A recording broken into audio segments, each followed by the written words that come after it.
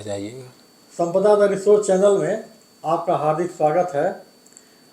इस समय हम अप्रैल माह में जो कृषि कार्य किए जाने हैं उन पर चर्चा अपने expert doctor MP Upadhyay sir से कर रहे हैं।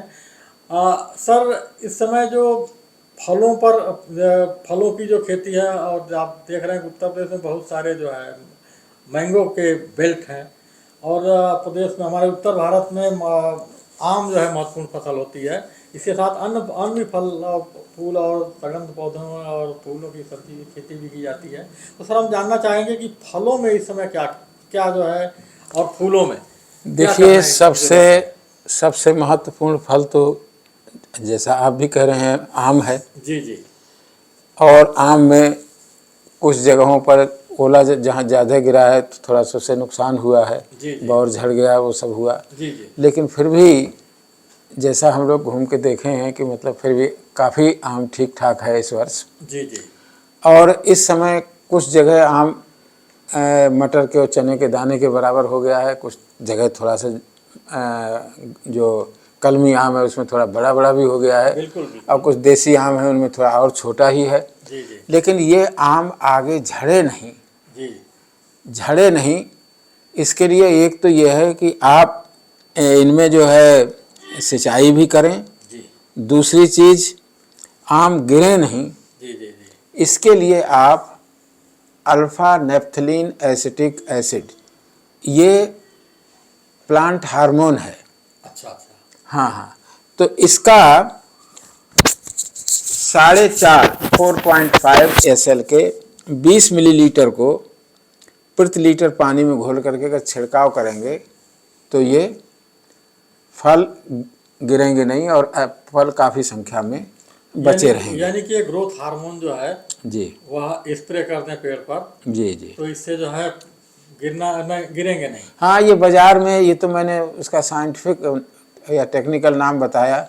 बाज़ार में कहीं प्लानोफिक्स, कहीं कुछ इस तरह से करके विभिन्न ट्रेड नाम से आता है। लेकिन वो होता है ये वैसे इसे NAA नेप्थलीन एसिटिक एसिड, बोलते तो हैं। ये अल्फा नेप्थलीन एसिटिक एसिड है।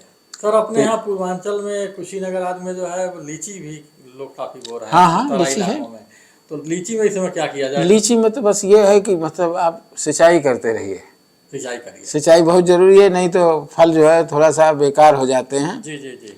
और इसमें अगर मान लीजिए ये जो आपके कुछ कीड़े और इस तरह की कोई चीज़ अगर कहीं लगती दिखाई देती है तो उसमें जो है डाइक्लोरोवास जो है उससे छिड़काव करके उसे नियंत्रित कर सकते हैं। अच्छा सर, आम में जो है अच्छा, इसके अलावा एक चीज़ और है। हाँ। सिंचाई आम में ही नहीं, आम, अमरूद, नींबू, अंगूर, बेर, पपीता, इन सब में सिंचाई की आवश्यकता है और सिंचाई करते रहें तो ये सब अच्छे चलेंगे। अच्छा सर, इस समय आम में जो है वो फंगस बीमारी भी लगती है, तो वो उसका भी मैं समझता हूँ। नहीं, फंगस के लिए तो ये है कि कई चीज़ें हैं जो सल्फर का भी स्प्रे कर सकते हैं। जी जी जी, वेजिटेबल सल्फर का। हाँ, वो कर सकते हैं, या फंजीसाइड का भी इस्तेमाल कर सकते हैं। फूलों और सघन पौधों में सर क्या करें?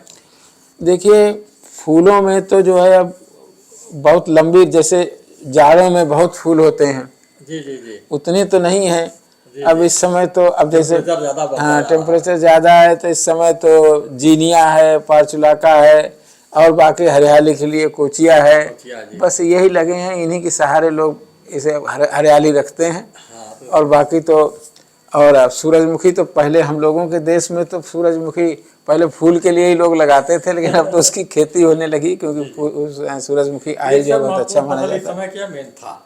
जी जी, तो मेंथा काफ़ी जो है बाराबंकी इधर के इलाकों में। हाँ, मेंथा में तो नहीं, मेंथा में देखिए ये है कि यही टाइम है जी, तापमान बहुत हाई है, गर्मी बहुत पड़ रही है, और मेंथा में 10-12 दिन पर जो है अंतराल पर सिंचाई करें।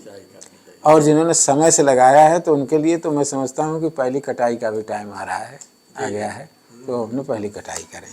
पशुपालन और दुग्ध विकास के कार्यों में सर क्या किया जाए? पशुपालन में ये है कि भाई देखो इस समय मौसम सर गर्म है। हाँ, मौसम गर्म है। गर्म मौसम में खास तौर से जो दुधारू जानवर हैं वो दूध थोड़ा सा कम कर देते हैं, और उसके कई कारण हैं। खुरपका मुँह पका के लिए तो बिना सोचे समझे उसके लिए टीकाकरण करवा दीजिए, पहली बात। जी जी। दूसरी बात ये है कि इनको जो है थोड़ा सा हरा चारा भी दीजिए। सुपाच्य। अगर हाँ सुपाच्य हरा चारा दीजिए, जैसे लोबिया और ये वो सब इनका जो है, जी जी जी। अब बरसीम है, ये सब है, तो सुपाच्य चारा दीजिए। कुछ लोगों ने अपना बाजरा और वो लगा रखा होगा, कुछ मक्का लगा देते हैं, उसके साथ लोबिया डाल देते हैं, कुछ जो चरी आती हैं वो उनको लगा देते हैं। लेकिन भूसा, खाली भूसा से नहीं बल्कि चारा मिला करके देंगे, और थोड़ा सा हाँ, और उनको साफ स्वच्छ पानी पीने के लिए दें, और उनको थोड़ा सा अच्छे, ज़्यादा गर्मी है तो उसको थोड़ा बचाने का प्रयास करें। हाँ, छाया में उनको रखें, तो इससे जो है पशु थोड़ा बहुत असर पड़ेगा, ज़्यादा असर उनके दूध पर नहीं पड़ेगा और आपको कोई नुकसान नहीं होगा। सर, मुर्गी पालन जो है बहुत सारे कृषक करते हैं, इसमें मुर्गी पालन में क्या ध्यान देने की? मुर्गी पालन में तो ये है कि एक तो ये है कि वो जो फाउल पॉक्स होती है उसका टीका करा दें। अच्छा, दूसरे ये है कि उनको जो उनका जो चारा दाना है वो ऐसे दें कि जो कि उनका पोषण ठीक से हो जाए, ताकि उनके जो अंडा देने की जो है वो कम ना हो।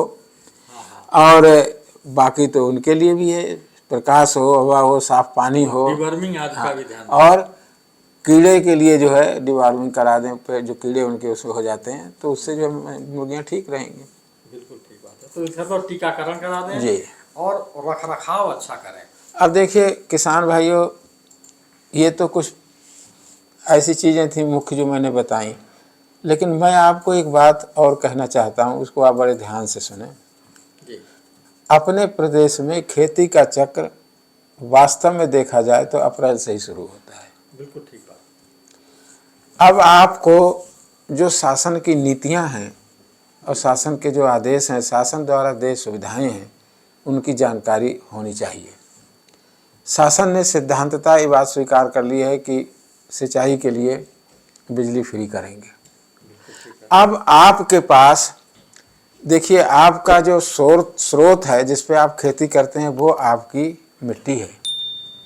उसे ठीक रखने के लिए ज़रूरी है कि उसमें कंपोस्ट, देसी खाद या हरी खाद दें। हरी खाद का सर समय आ गया जी।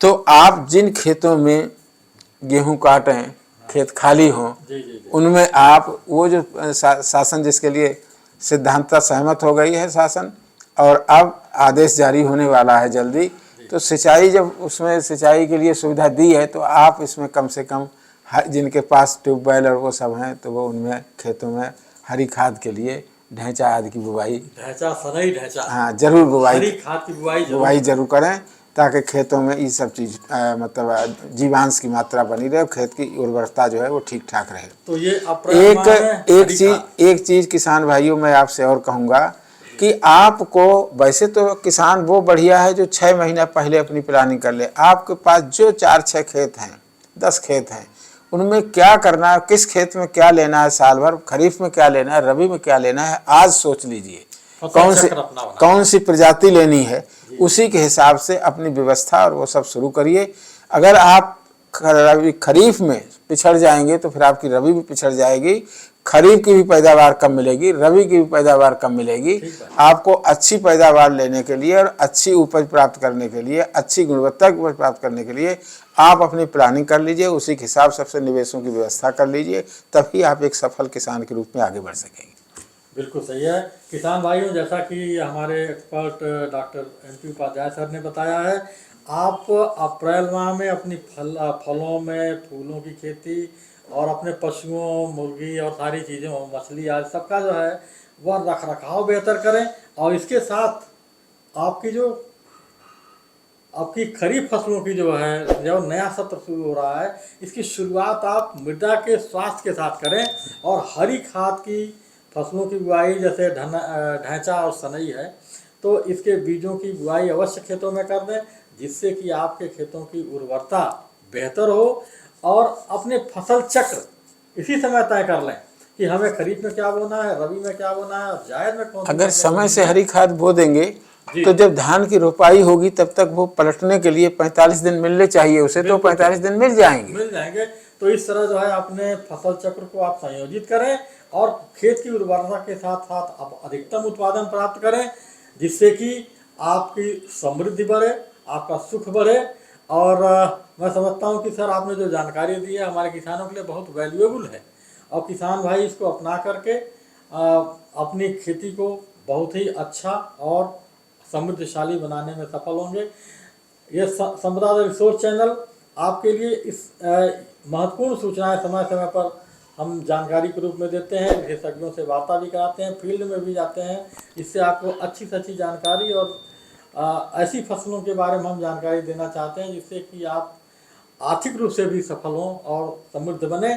तो आप हमारे चैनल को लाइक, सब्सक्राइब और शेयर करें और अपने कमेंट्स हमें जरूर और सरकारी योजनाओं का पूरा लाभ लें। बिल्कुल सही है, सरकारी योजनाएं जो चल रही हैं हम उसके बारे में भी चर्चा करते हैं, तो आप जरूर जो है उन योजनाओं का भरपूर लाभ लें और अपने सरकारी योजनाओं को साथ जोड़ करके अपनी कृषि को समृद्ध। सरकार कृषि यंत्रों पर भी अनुदान की सुविधा दे रही है, कृषि यंत्र अनुदान पर लेने की प्रयास करिए, जल्दी करिए। सोलर है और कृषि यंत्र है, बहुत सारी सुविधाएं हैं, इन्हें जरूर आप प्राप्त करें। ये आपके लिए है, ये सुविधाएं आपके लिए ही बनी है, आपके लिए सरकार देना चाहती है, तो आप इसको जरूर इसका लाभ उठाएं। हम तो आपको समय समय पर पूरी जानकारी देते रहेंगे।